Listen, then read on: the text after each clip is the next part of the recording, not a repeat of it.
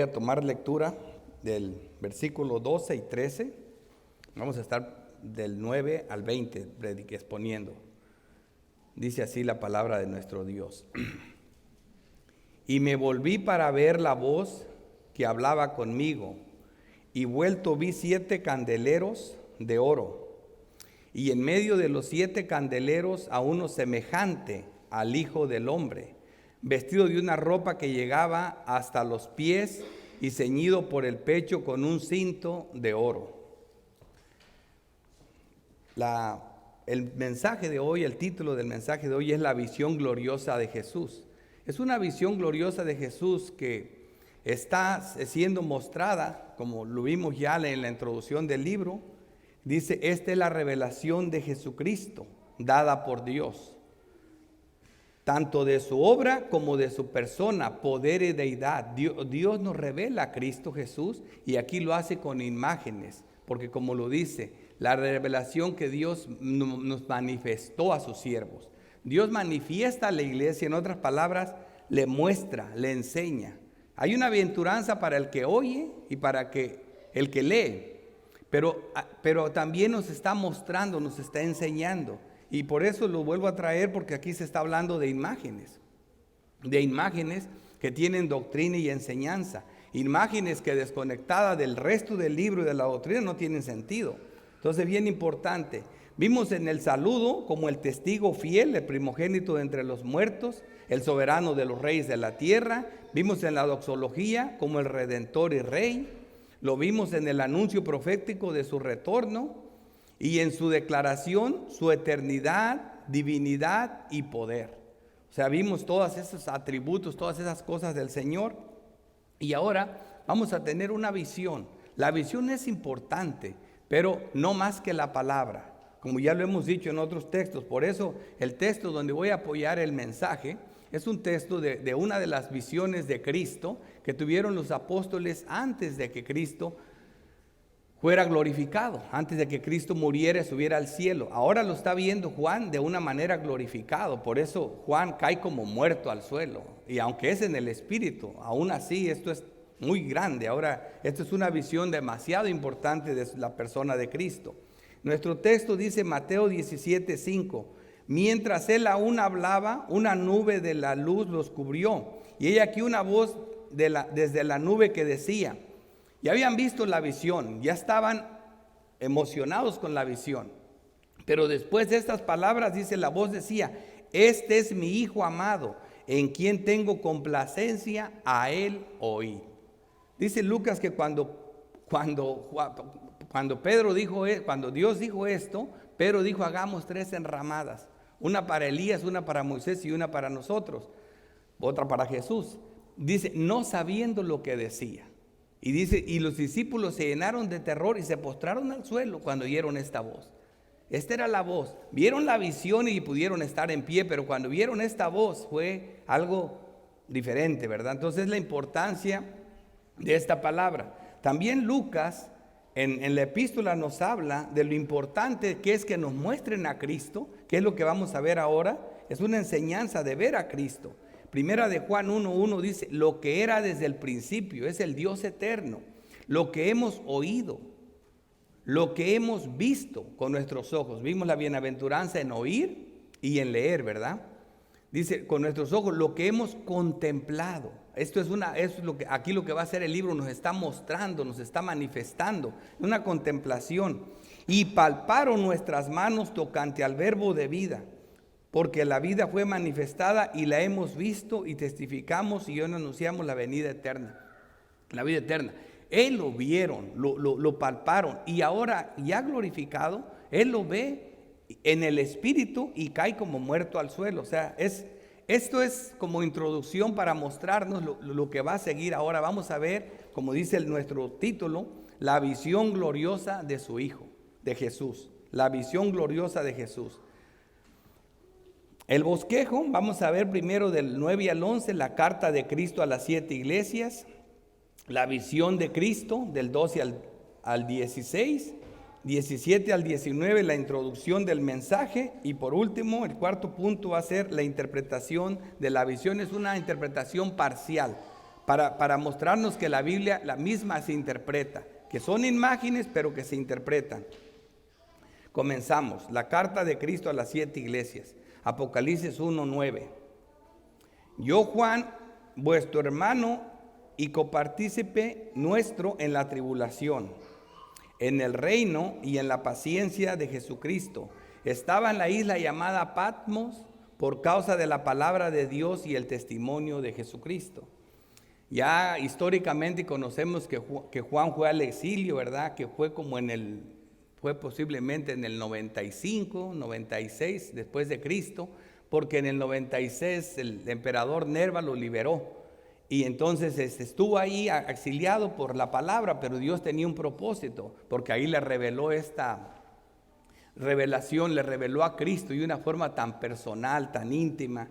Dice, Juan nos comienza recordando lo que Jesús nos enseñó, que el mundo tendremos aflicción, que si eso hicieron con el árbol verde, ¿qué no harán con el seco? Identificándose con los santos en las tribulaciones. Ya estaban pasando las tribulaciones y ya Cristo les había advertido a ellos que vamos a pasar. Y como les dije, este es un libro muy personal. Entonces ellos las pasaron, también nosotros tenemos las nuestras y todo el mundo las tiene. Segunda de Timoteo 2:11 dice, palabra fiel es esta, si somos muertos con Él, si esa es una realidad, que morimos con Cristo, también viviremos con Él. Y si sufrimos, también reinaremos con Él. O sea, una cosa no va sin la otra. Es parte de lo que el Señor nos dijo. Así que Juan está mostrándonos eso, es el lugar donde él está, en la isla llamada Patmos, y claro, por la persecución, por eso se hace como participante de las tribulaciones con nosotros, con los creyentes. Dice en el 10, dice, yo estaba en el Espíritu en el día del Señor, y oí detrás de mí una gran voz como de trompeta. Y como le digo, este libro siempre se presta a discusiones, como por ejemplo aquí dice, yo estaba en el Espíritu en el día del Señor. Hasta para decir el día del Señor hay discusiones. Claro que Juan se está refiriendo al domingo, al día de la resurrección de Cristo. Es otro, aunque otros ya están hablando de otra cosa, pero a eso se refiere. No estaba en la iglesia, no había una iglesia, estaba exiliado, esta isla era desértica, sola. Dice, y oí detrás de mí una gran voz como de trompeta. Lo que me llama la atención, dice, Juan bien pudo decir lo que el apóstol Pablo no pudo. ¿Por qué? Por un lado, todo fue tan real, tan palpante, que llegó a pensar que pudo ser en el cuerpo, como lo vemos en 2 de Corintios 12:2, cuando Juan tuvo esta visión que fue llevado al cielo, ¿verdad? Pablo. Juan no sabía si fue en el cuerpo o fuera del cuerpo. Dice, conozco a un hombre en Cristo que hace 14 años, es importante notar que por 14 años predicó el evangelio, se salvó mucha gente y él nunca habló de esta visión, a menos que lo obligaron. Dice él, si en el cuerpo no lo sé, si fuera del cuerpo no lo sé, Dios lo sabe. Ahora Juan dice en el Espíritu. Juan como que entendió mejor, es que por un lado es tan real, están en el cielo, están viendo esta visión tan real a Cristo glorificado que piensan que pudo ser en el cuerpo. Pero por otro lado, obviamente el cuerpo corruptible no puede heredar lo incorruptible, no puede estar en la presencia de Dios. Fue tan real, pero fue en el Espíritu. Por eso Juan dice, yo estaba en el Espíritu en el día del Señor.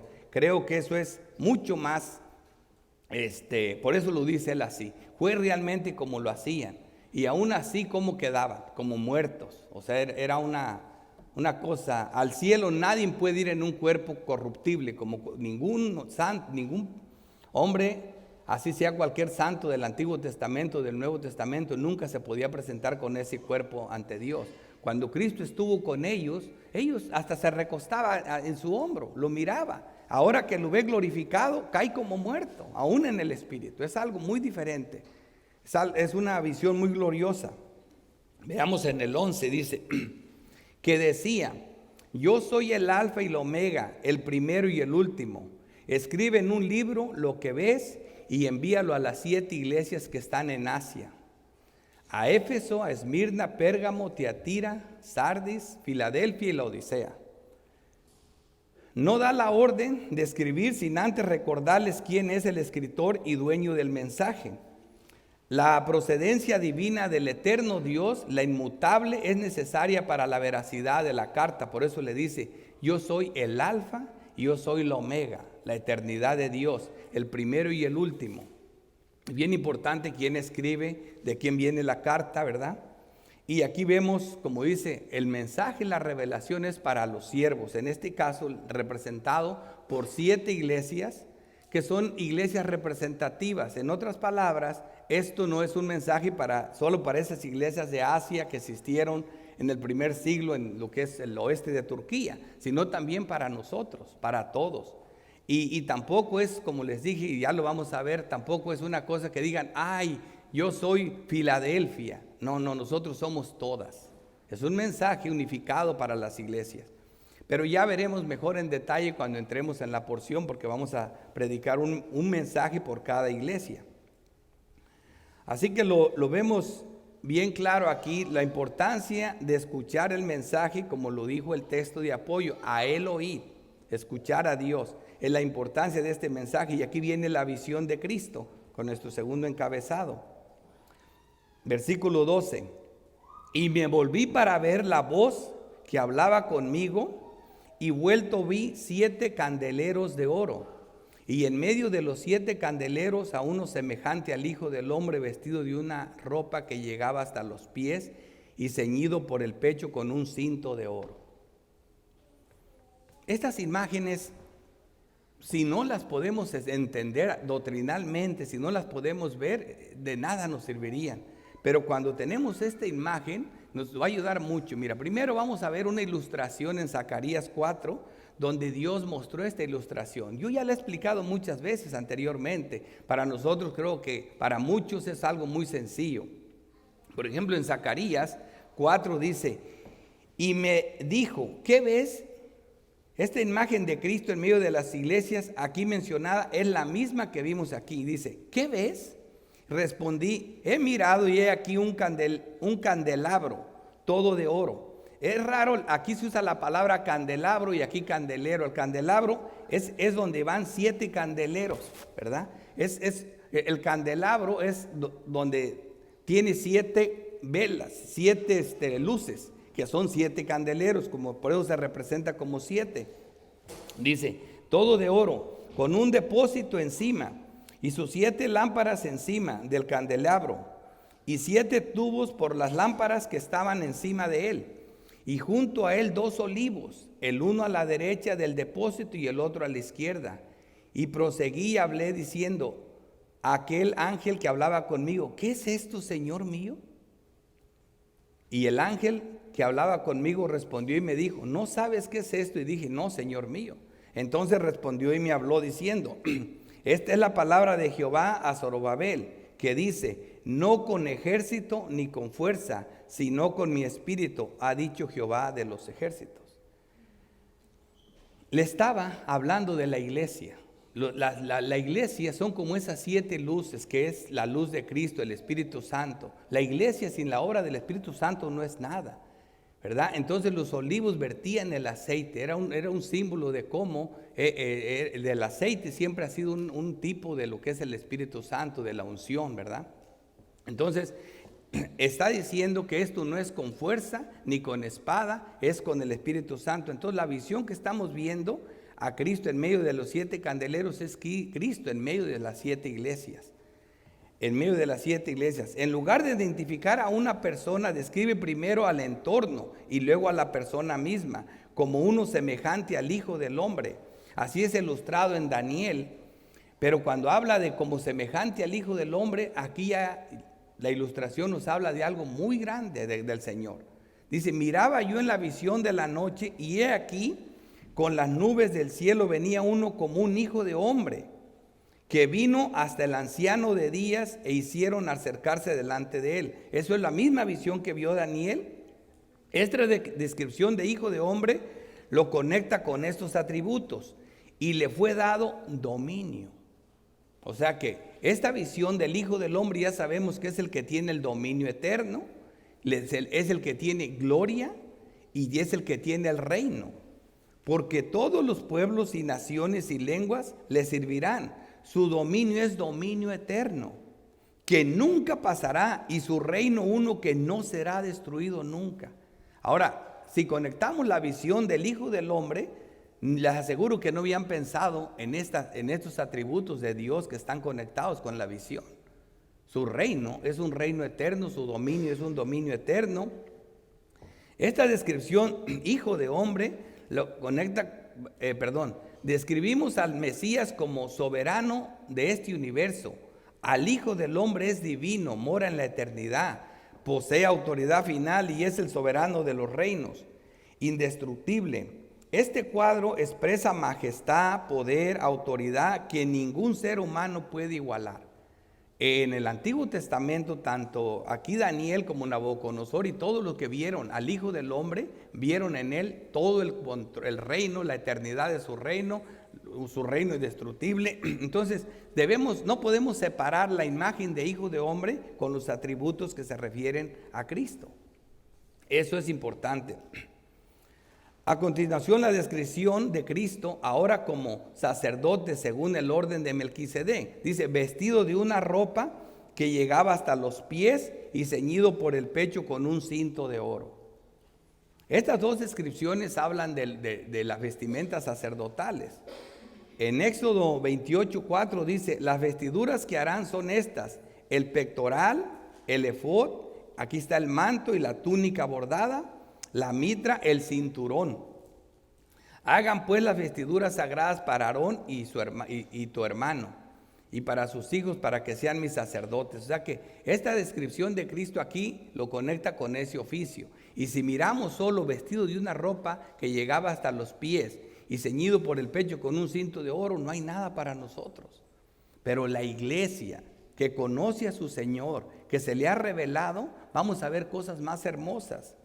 También Daniel, por ejemplo, solo miraba esto. En Daniel 10:4 dice, y el día 24 del mes primero estaba yo a la orilla del gran río Hiddekel, y alcé mis ojos y miré aquí un varón vestido de lino y ceñido sus lomos de oro de Ofaz. Es la misma descripción.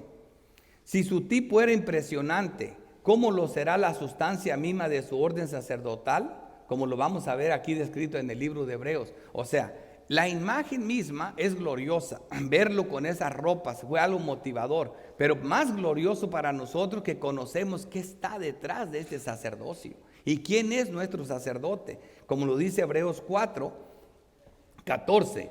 Por tanto, teniendo un gran sumo sacerdote, este traspasó los cielos. Jesús, el Hijo de Dios, retengamos nuestra profesión. Porque no tenemos un sumo sacerdote que no se puede compadecer de nuestras debilidades. Esto es mucho mejor que aquel, sino uno que fue tentado en todo, según nuestra semejanza, pero sin pecado, puro y sin mancha. Acerquémonos pues confiadamente al trono de la gracia, para alcanzar misericordia y hallar gracia para el oportuno socorro. A través de su muerte, rasgó el velo y nos hizo que nos acercáramos al lugar santísimo sin morir. Este sacerdote que conocemos nosotros, por eso atesoramos el oficio de Cristo como el sumo sacerdote, el que hizo sacrificios por nosotros, el que presentó esos sacrificios para ser justificados. O sea, todo eso lo pensamos nosotros en solamente esta imagen. Nosotros no vemos solo un hombre con un manto largo y un cinturón de oro, sino que vemos algo más. Hebreos 5:1 dice, porque todo sumo sacerdote tomado de entre los hombres es constituido a favor de los hombres en lo que a Dios se refiere. Él servía a los hombres en las partes de Dios, en lo santo, en lo sagrado, en lo que a Dios se refiere. Porque también tenía otro servicio como el de rey. Pero en cuanto a lo que a Dios se refiere, el sacerdote. Entonces, a cada una de las imágenes les vamos a ir dando un énfasis doctrinal. Vamos a ver lo que realmente Dios nos está mostrando. Por ejemplo, el 14 dice, y su cabeza y sus cabellos eran blancos como blanca lana y como nieve, sus ojos como llama de fuego. ¿Te imaginas? ¿Será hermosa esta imagen de Cristo? ¿Te imaginas verlo de esa manera? Una blanca su cabeza, sus ojos como si fueran llamas de fuego. Y luego más adelante vamos a ver esa espada en la boca. O sea, esa era la imagen que estaba viendo.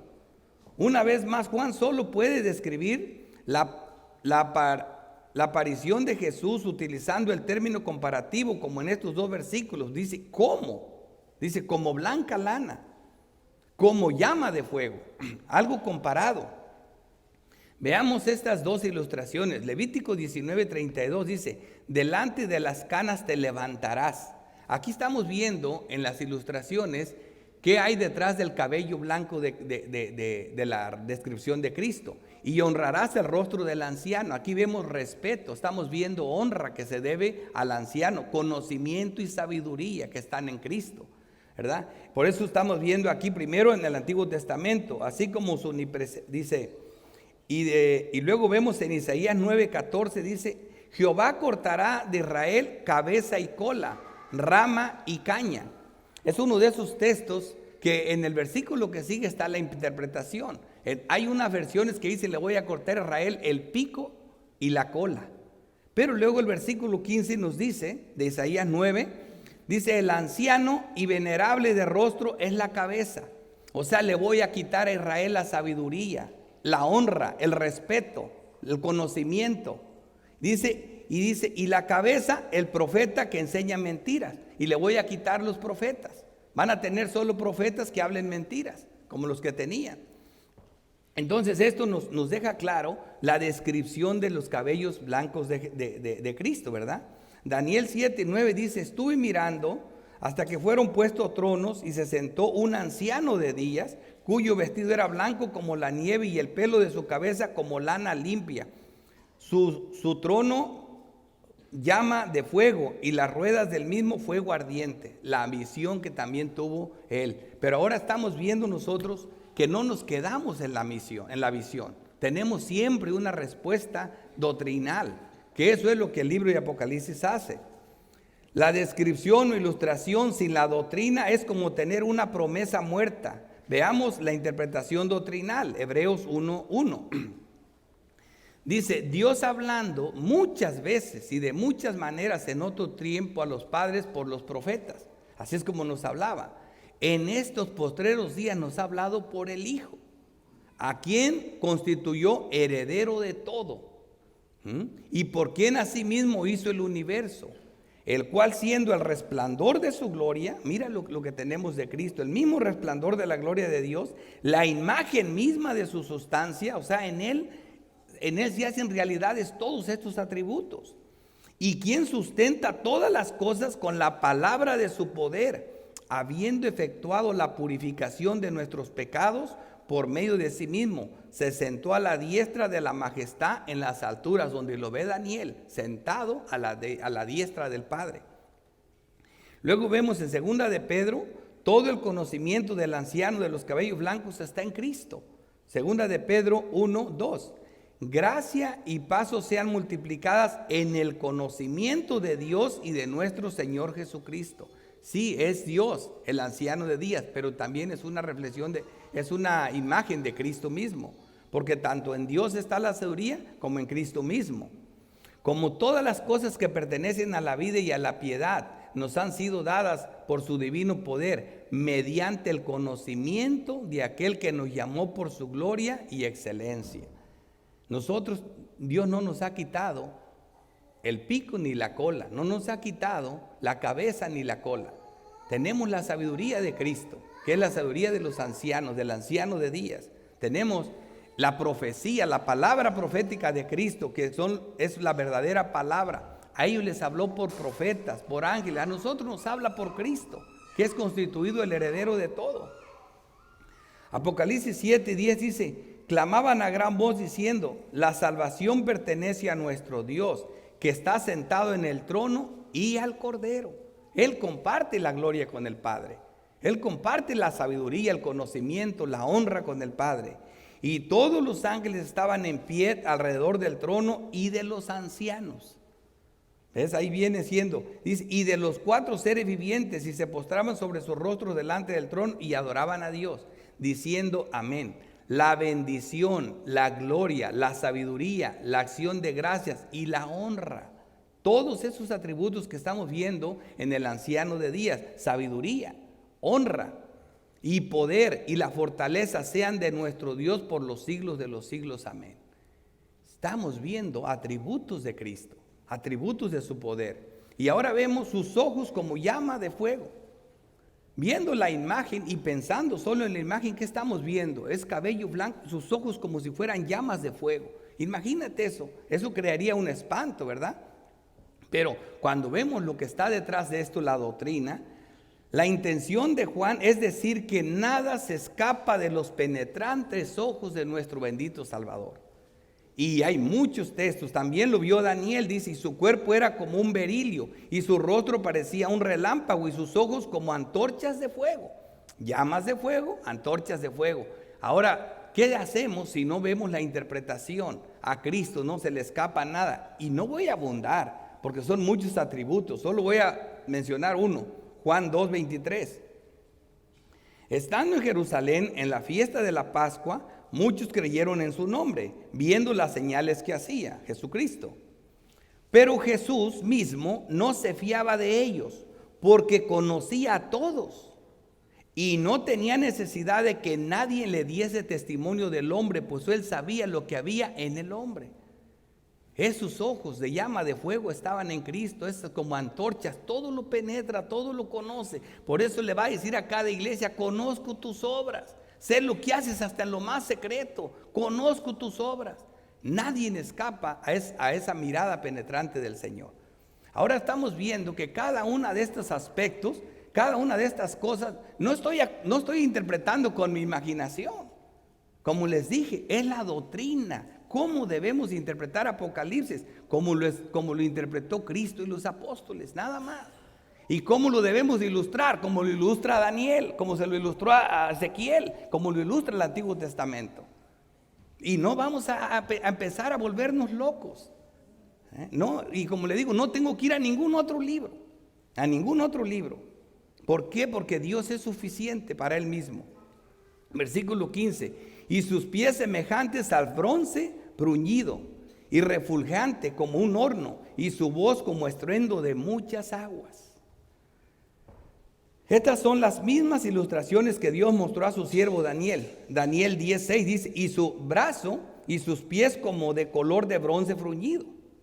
Dice, esta otra ilustración nos ayuda mejor a entender lo de sus pies semejantes al bronce. El Salmo 110:1.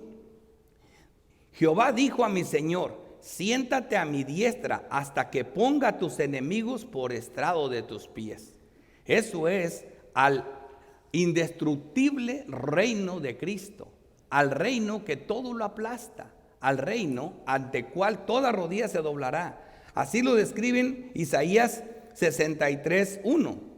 ¿Quién es este que viene de Edom y de Borsa, con vestidos rojos, hermoso en su vestido? Una descripción de Cristo hermosa, que marcha en la grandeza de su poder. Dice: yo, el que hablo en justicia, grande para salvar. Le pregunta: ¿por qué es rojo tu vestido y tus ropas como el que ha pisado el lagar?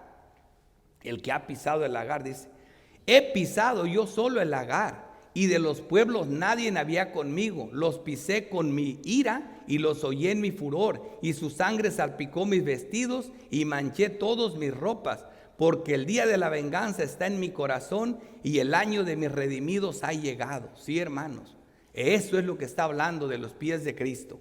Eso es ya descripción doctrinal. Vamos a entender mejor, porque ¿qué te imaginas? Un hombre que ve solamente la imagen de bronce que reluce, que brilla, si no entiendes lo que es el atributo de Dios del que está hablando.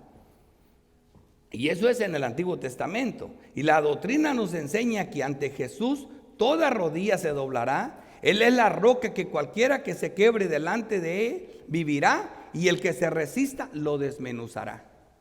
Hechos 2:34.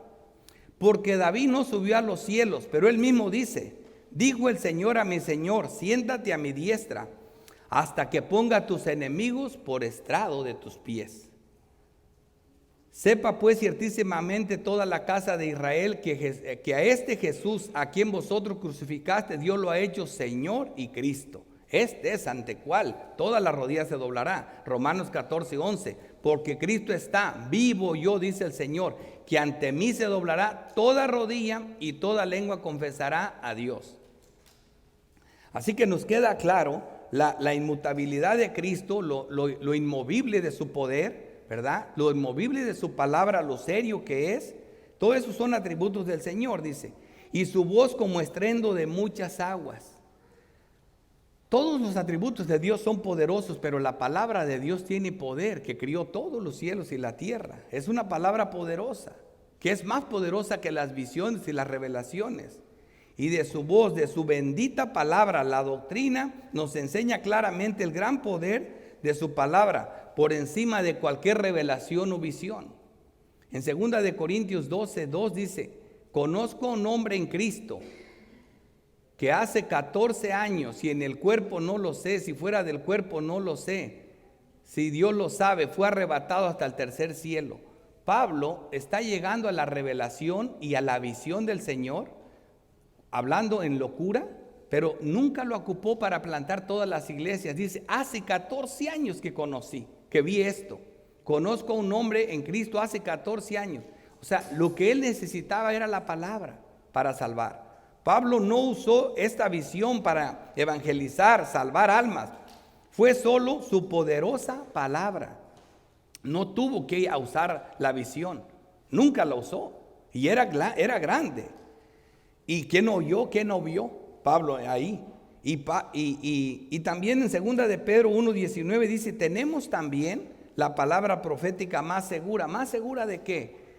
Pedro acaba de hablar de la visión que tuvieron de Cristo glorificado, de ver a Cristo con su rostro como el sol y sus vestiduras blancas, de ver a Moisés, de ver a Elías, y Pedro estaba fuera de sí, como lo dice Lucas.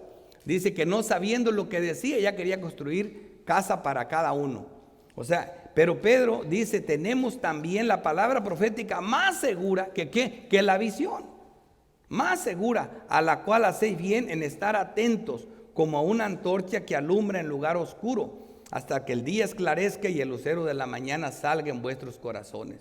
O como lo dice nuestro texto de apoyo, a él oíd, a él oíd. Ahí mismo les dice, ahí mismo se para Jesús, dice, este es mi Hijo amado, en quien tengo complacencia, a él oíd. Al oír esto, los discípulos se postraron sobre sus rostros y tuvieron gran temor. La palabra los impactó más que la visión. Por eso esta voz, esta descripción, y su voz como estruendo de muchas aguas. No se queden con la imagen del sonido de las cataratas, que qué sonido. No, es lo penetrante y lo poderosa de su palabra, que solo dice y ocurre. Eso es lo que estamos viendo. Versículo 16. Seguimos con las descripciones de Cristo.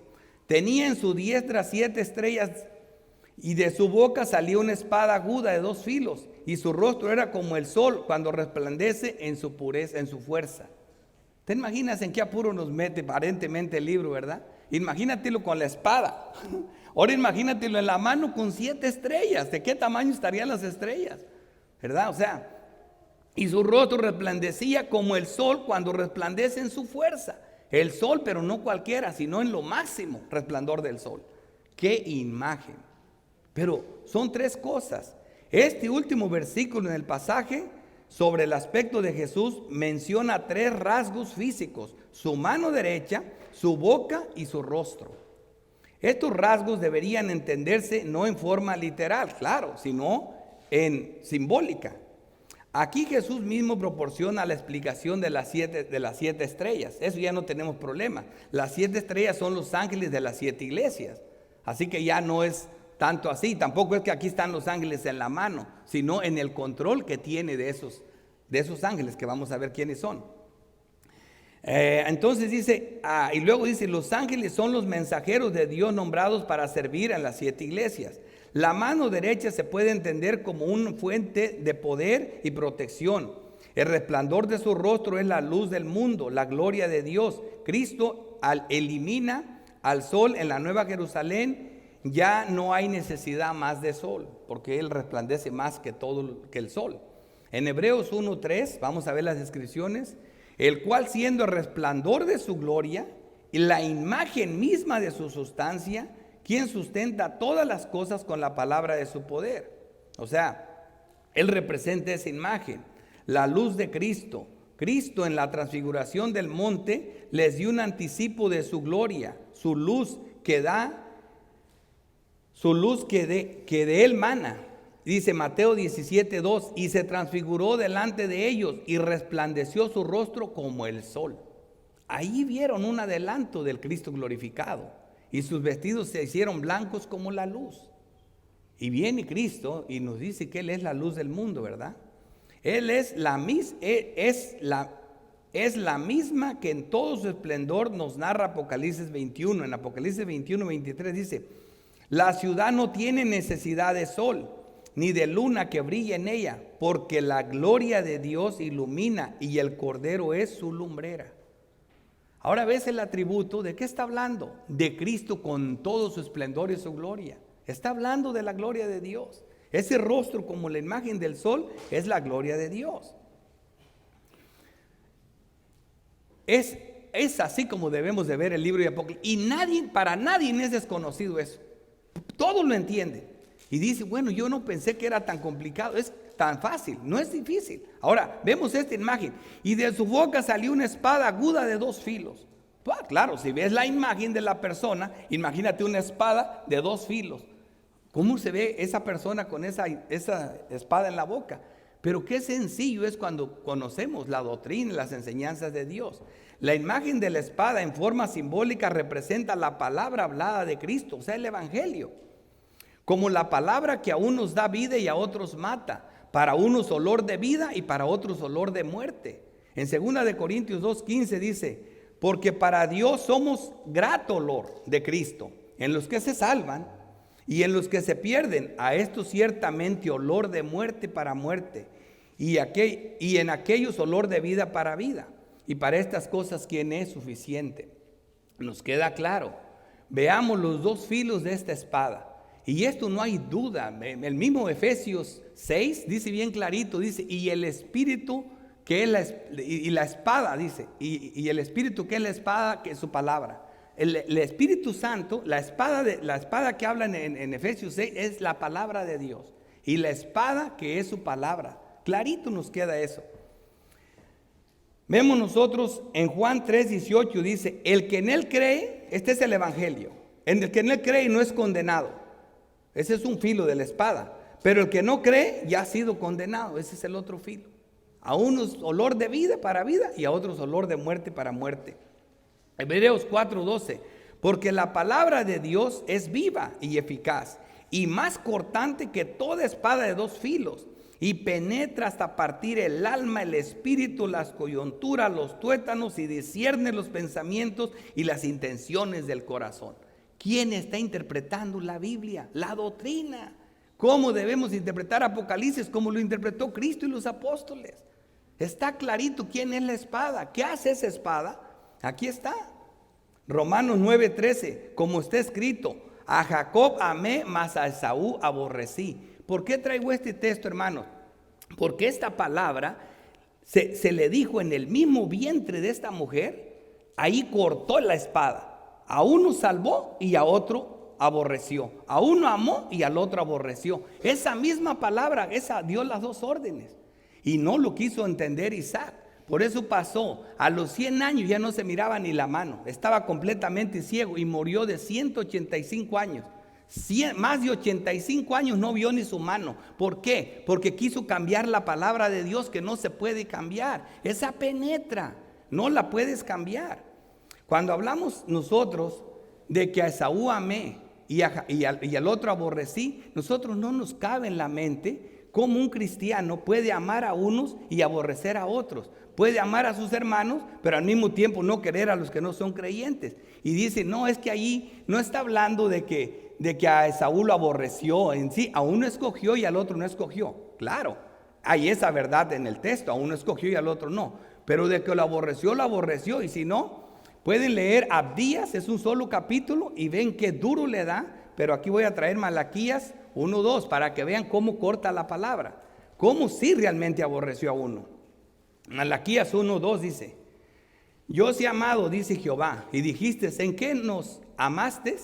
¿No era Esaú hermano de Jacob? Dice Jehová. Dice, y amé a Jacob y Esaú aborrecí. Así que Romanos 9:13 dice, como está escrito. ¿Dónde está escrito? En Malaquías 1. A Jacob amé y a Esaú aborrecí. Pero aquí no se queda esto. Dice, y convertí sus montes, ¿quién lo hizo? Dios. Convertí sus montes en desolación y abandoné su heredad para los chacales del desierto. Oh, ¿eso hiciste? Pues no, que no lo aborrecía. Y todavía no termino, dice. Cuando Edom dijere, nos hemos empobrecido, pero volveremos a edificar lo arruinado. Fíjate lo que dice el Señor. Así ha dicho Jehová de los ejércitos. Ellos edificarán y yo destruiré. Y les llamarán territorio de impiedad, pueblo contra el cual Jehová está indignado para siempre.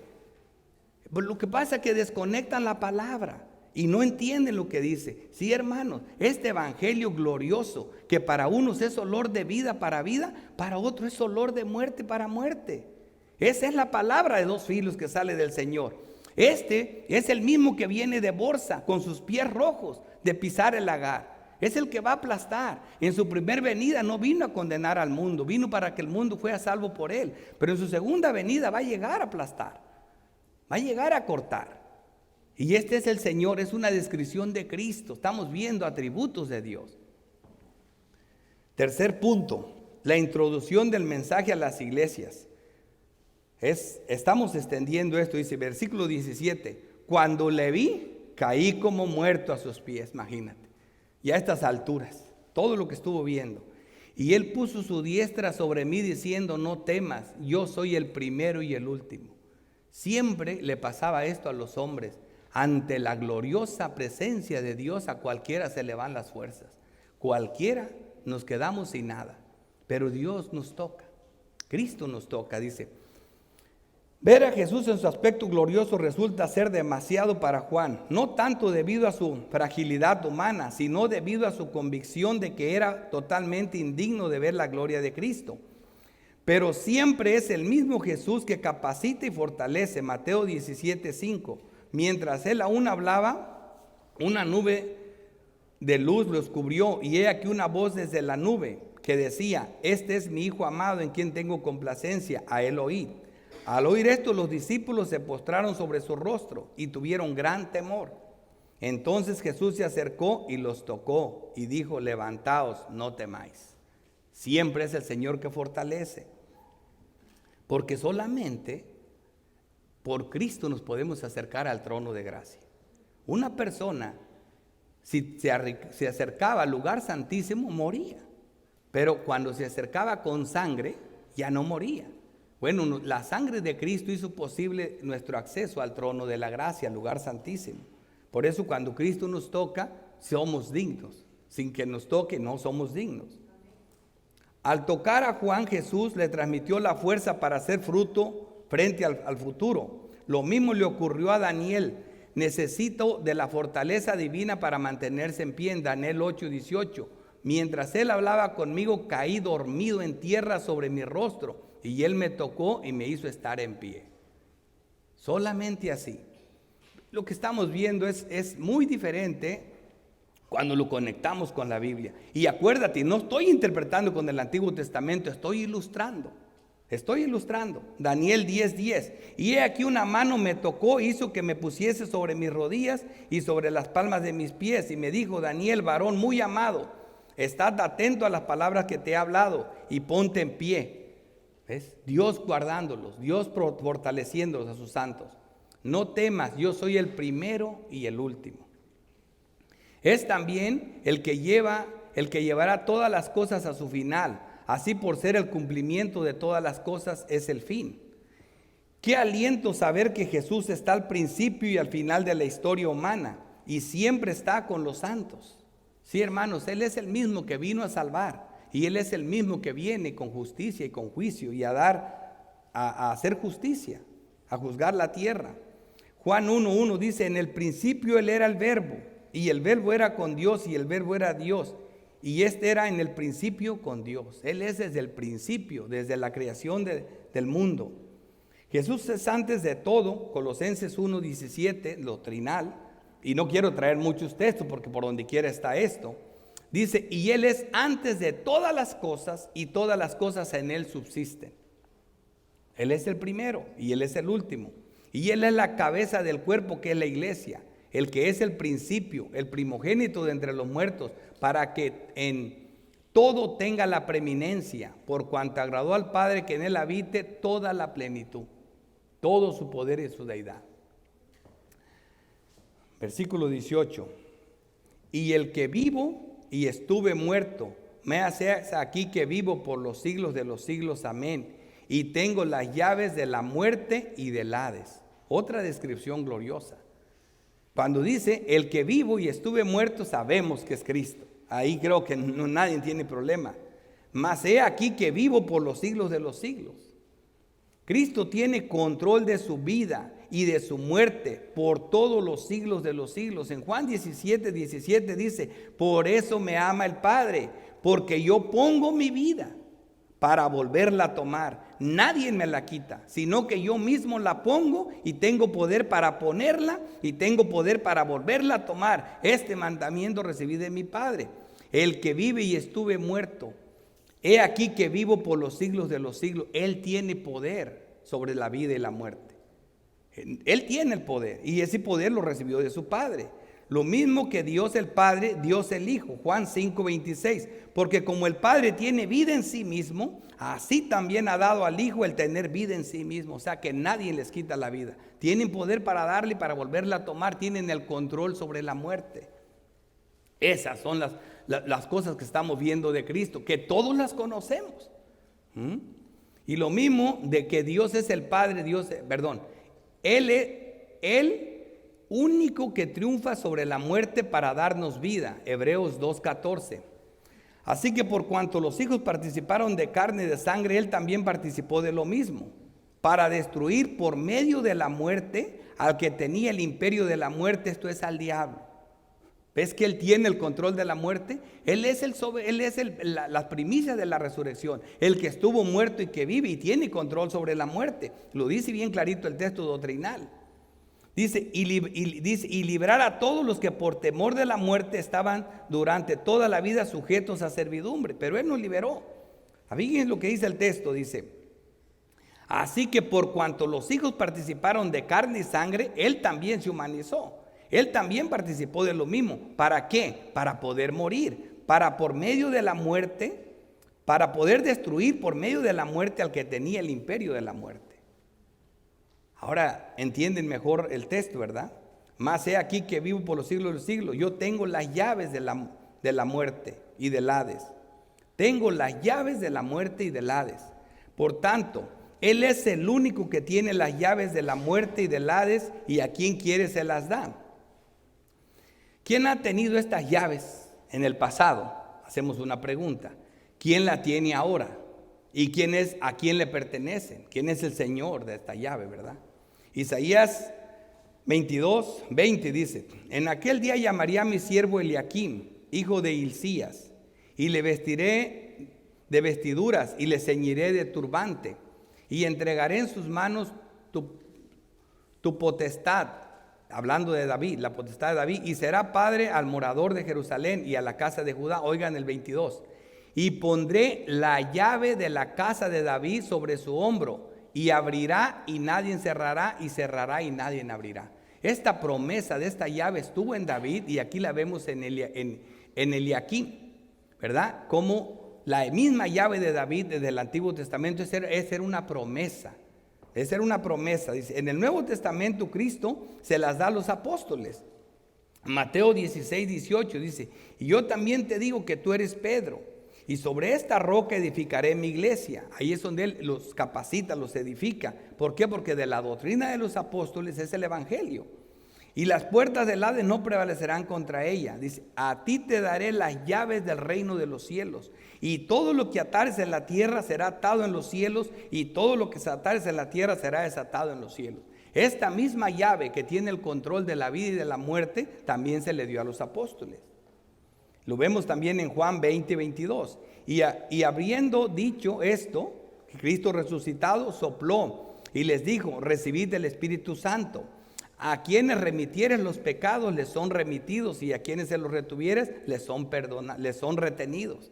Esta es la llave que abre y cierra, la llave de la muerte y del Hades. Y después de los apóstoles, el dueño de las llaves se las da a la iglesia. El mensaje de aquí es de Juan, ahora para la iglesia. Vemos en un pasaje donde se habla de la disciplina, Mateo 18, dice: de cierto os digo que todo lo que atéis en la tierra será atado en el cielo, y todo lo que desatéis en la tierra será desatado en el cielo. Otra vez os digo que si dos de vosotros se pusieren de acuerdo en la tierra, haciendo una referencia clara a la iglesia, acerca de cualquier cosa que pidieras, le será hecho por mi Padre que está en los cielos. Porque donde están 2 o 3 congregados en mi nombre, ahí estará en medio de ellos. Se hace como algo muy impresionante saber que tengamos nosotros esa llave, pero cuando le predicamos el evangelio a una persona, si esa persona se convierte al Señor, es como si venciera la muerte. Ya no va a haber muerte para ella, pero si lo rechaza, ¿verdad? Ahí vemos lo que hace el evangelio. ¿Y a quién le pertenecen? Dice, en 1 Tesalonicenses 4:7 dice: pues no nos ha llamado Dios a inmundicia, sino a santificación. Así que el que desecha esto, no desecha a hombres, sino a Dios. La enseñanza de la iglesia, el mensaje que la iglesia tiene la autoridad apostólica y por lo tanto la autoridad de Dios. Dice: y yo tengo las llaves de la muerte y del Hades. Y a quien quiere le pertenecen, las tiene Cristo. Así lo dice el libro de Apocalipsis. El mismo texto que estamos viendo dice aquí, el texto nuestro dice: y tengo las llaves de la muerte y del Hades. Cristo las tiene. Versículo 19: escribe las cosas que has visto y las que son y las que han de ser después de estas. En otras palabras le dice: escribe todo el libro de Apocalipsis. Aunque muchos se confunden, pero ¿por qué lo dice en esta forma? Escribe las cosas que has visto, las que son y las que han de ser después de esta. Esto es parte de un mismo libro, actualizado y nunca pasado de moda, que muestra una perspectiva experimental y práctica en la vida de cada creyente de todos los tiempos. Después de que Juan ha descrito la aparición de Jesús, se le vuelve a dar el encargo de escribir, junto con la cláusula: lo que has visto ahora en tiempo pasado. Esta no es una división del libro como algunos lo pretenden, de Apocalipsis. Esto más bien es lo que ya vimos, que esta revelación personal y exclusiva a los santos es para los que ya fueron, para los que son y para los que serán después. Ese libro tiene estas connotaciones, no está pasado de moda. Los santos del pasado tuvieron su Apocalipsis, lo tenemos ahora y otros lo tendrán después, y hay acontecimientos finales que no se han cumplido también. Es por eso que recalco la importancia del libro. Y por último, el punto 4, parte de la interpretación de la visión. Esto es muy sencillo. Aquí nos dejan bien claro cuando la misma Biblia interpreta, para que veamos que el propósito de las imágenes es meramente doctrinal. Dice: el misterio de las 7 estrellas que has visto en mi diestra. Sí, es un misterio. Y de los 7 candeleros de oro. Las 7 estrellas son los ángeles de las 7 iglesias. O sea que las estrellas no son estrellas, sino mensajeros, ángeles de las 7 iglesias. Dice: y los 7 candeleros que has visto, ya no, los 7 candeleros son 7 iglesias. Cada iglesia es representada por una luz, por un candelero. Del candelabro había 7 candeleros y cada iglesia representa eso. Y el 7 es un número simbólico, es la totalidad de las iglesias, lo completo, lo perfecto. El término ángel o ángeles es común en el Apocalipsis, ya que ocurre 75 veces, bien sea en plural o en singular. Pero es imposible defender que en la literatura juanina una palabra dada debe tener el mismo significado en todo el libro, a no ser que el autor indique un cambio, como lo vemos aquí. Dice: ya que realmente ocurre aquí, dice, ángeles o ángel se refiere a ángeles caídos, ángeles de Dios o simplemente mensajeros, aquí en el libro mismo de Apocalipsis. Decir que en el Antiguo Testamento también a Jesucristo se le llamaba el ángel de Jehová. Así que decir que ángeles debería significar seres etéreos o nunca mensajeros humanos va en contra de otros pasajes en las Escrituras. Aquí ángeles o mensajeros se refiere a Juan el Bautista, como lo dice Marcos 1:2, como está escrito en Isaías el profeta: he aquí yo envío mi mensajero. Y está hablando de Juan el Bautista. Aquí eran los apóstoles. En Lucas 9:51 dice: y envío mis mensajeros delante de él, los cuales fueron y entraron en la aldea de los samaritanos para hacerles preparativos. No eran ángeles, sino los apóstoles. Sabemos que Jesús sustenta las 7 estrellas o mensajeros en su mano derecha para enviarlos con autoridad y para protegerlos al mismo tiempo. O sea, no hay ninguna iglesia que no tenga a Jesucristo, el liderazgo de ella, en sus manos. La interpretación de que los mensajeros o las congregaciones son pastores tiene sentido si vemos a los pastores como enviados y comisionados por Cristo. Son responsables por el desarrollo espiritual del pueblo de Dios. Efesios 4:11 lo dice: y Él mismo constituyó. O sea, Él los tiene en sus manos, Él los controla, Él los capacita a unos apóstoles, y ahí sale la lista de los pastores o mensajeros de las iglesias. Hermanos, es algo cansado, pero yo quiero que entiendan que el libro no nos va a meter en algo espantoso, en algo místico. No vamos a caer en eso. Todo lo que estamos viendo aquí ya está escrito en la Biblia. Es parte de la doctrina, como lo vamos a ver en estas breves aplicaciones. Primera aplicación. ¿Qué decía? Yo soy el alfa y el omega, el primero y el último. Escribe en un libro lo que ves y envíalo a las 7 iglesias.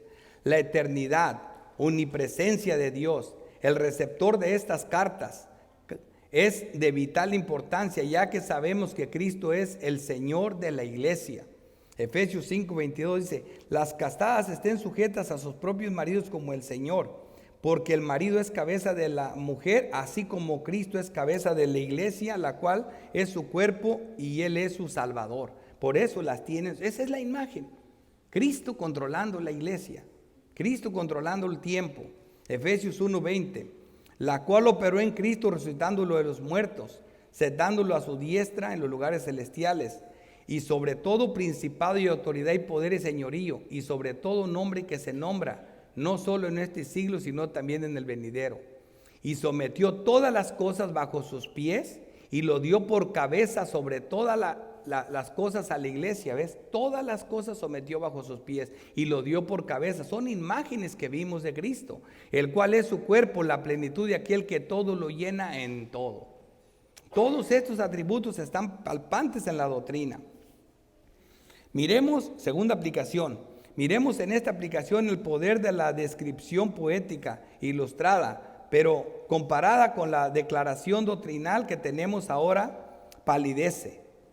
Por ejemplo, el Salmo 100 dice: mirá cuán bueno y cuán delicioso es habitar los hermanos juntos en armonía. Es como el buen óleo sobre la cabeza, el cual describe sobre la barba de Aarón, y baja hasta el borde de sus vestiduras. El momento cuando Aarón fue puesto sus vestiduras y cuando fue ungido, todo Israel estaba enfrente. Fue un momento tan glorioso. Dice que como el rocío de Hermón que desciende sobre los montes de Sión, porque ahí envía Jehová bendición y vida eterna. Era hermoso ese momento. Pero más hermoso el ungimiento y ver las características de nuestro sumo sacerdote. Hebreos 7:1, porque este Melquisedec, rey de Salem, sacerdote del Dios Altísimo, que salió a recibir a Abraham, que volvía de derrotar los reyes y los bendijo. Considera pues cuán grande era a quien Abraham, el patriarca, dio los diezmos del botín. Si pues la perfección fuera por el sacerdote levítico, que fue glorioso y grandioso y respetable, porque bajo él recibió el pueblo la ley. ¿Qué necesidad habría de que se levantara otro sacerdote según el orden de Melquisedec y que no fuese llamado según el orden de Aarón? Ahora, el momento glorioso de presentarles tal y como lo presenta Juan en nuestro gran sumo sacerdote Cristo. Versículo 21, porque los otros ciertamente sin juramento fueron hechos sacerdotes, pero con el juramento del que le dijo: juro el Señor y no se arrepentirá, tú eres sacerdote para siempre, según el orden de Melquisedec. Por tanto, Jesús es hecho fiador de un mejor pacto. Y los otros sacerdotes llegaron a ser muchos debido a que por la muerte no podían continuar. Mas este, por cuanto permanece para siempre, tiene un sacerdocio inmutable, por lo cual puede también salvar perpetuamente a los que por él se acercan a Dios, viviendo siempre para interceder por ellos, porque tal sumo sacerdote nos convenía, santo, inocente, sin mancha, apartado de los pecadores y hecho más sublime que los cielos. ¡Wow! Esta es la imagen del de las vestiduras largas con el pecho, con el cinto en su pecho. La imagen del sacerdocio de Cristo. La doctrina lo describe de una manera hermosa. Esta ilustración de Apocalipsis 11 describe perfectamente el poder de la iglesia en la tierra como portadora de las llaves del reino. Estos testigos son los 2 olivos. Ya después predicaré este texto y van a ver que se trata de la iglesia.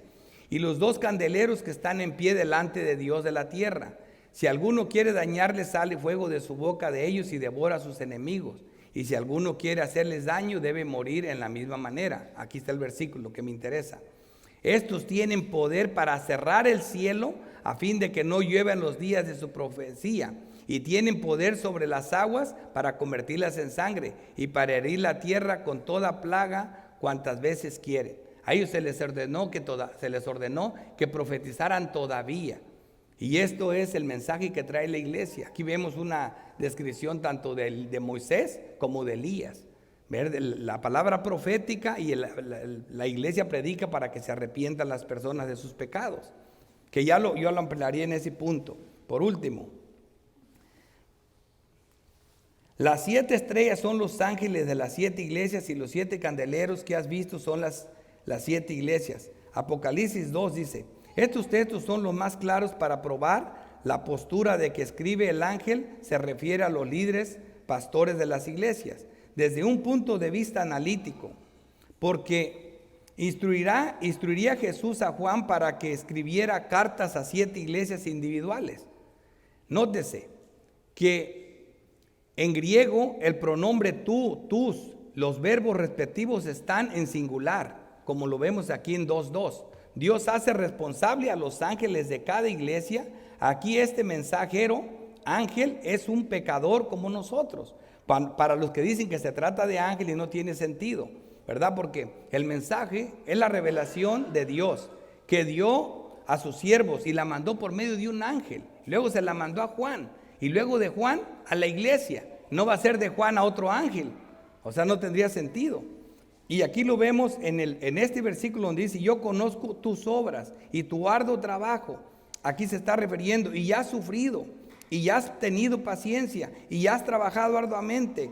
Aquí está hablándole, haciendo responsable al líder de la iglesia de las cosas que están ocurriendo en la iglesia. El mensaje va para los pastores de las iglesias, para los líderes, y de ahí le llega a la iglesia. Claro que el destinatario final son los siervos de Cristo, que es la iglesia. Ahí va el mensaje. Se tendría que tener claro que se tendría a ángeles santos responsables por los pecados de los miembros de las 7 iglesias si fueran ángeles. No tendría más lógica, esto es un comentario de Henderson, no tendría más lógica que le dijera que escribiera a los representantes de estas iglesias que eran responsables por el bienestar espiritual de sus miembros. O sea, aquí claro que la reforma, y eso está claro que se refiere a los mensajeros, a los líderes de la iglesia o los pastores. Vamos a concluir con una oración. Padre Santo, Dios Todopoderoso, Creador del cielo y de la tierra, te damos gracias, Señor, porque en tu misericordia y en tu gracia nos has hablado estas palabras que simplemente nos recuerdas todos tus atributos santos, toda la gloria que hay en tu Hijo Jesucristo, todo el bien que hemos recibido de ti, que estas imágenes nos familiarizan con lo que conocemos de ti, Señor, con lo que has hecho por nosotros, con todo lo que hemos recibido de ti, con este Salvador tan glorioso y tan amplio que tenemos para salvar. Gracias, oh Dios, por hablarnos de esta forma, y te pedimos perdón, Señor, por oscurecer tu mensaje, porque al final de cuentas para estas cosas nadie es suficiente. Gracias, oh Padre Santo, por tu bendita palabra, por esta iglesia, por mis hermanos, y gracias por seguir con nosotros este día del Señor. En Cristo Jesús recibe las acciones de gracias. Amén.